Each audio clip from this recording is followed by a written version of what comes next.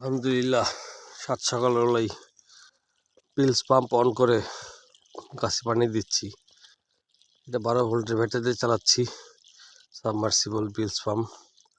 যতক্ষণ battery charge থাকে চেষ্টা করব ততক্ষণ পানি দিয়ে যেতে গাছে। এটা একটা কোকোয়া বা চকলেট গাছ।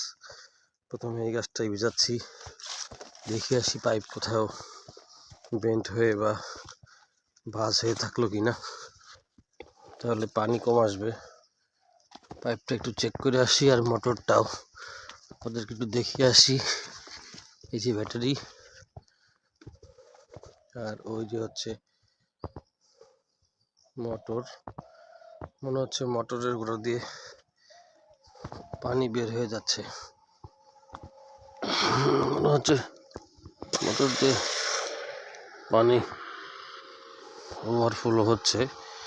যাই হোক, দেখি কতটা পানি তুলতে পারি অল্প কিছু সময়ের ভিতরে। চেষ্টা চালিয়ে যাই পানি তোলার জন্য। এরকম যেখানে যেখানে বেন্ট হয়ে আছে এখানে চেপে ঠিক করে দিতে হবে যাতে পানি ভালো আসে।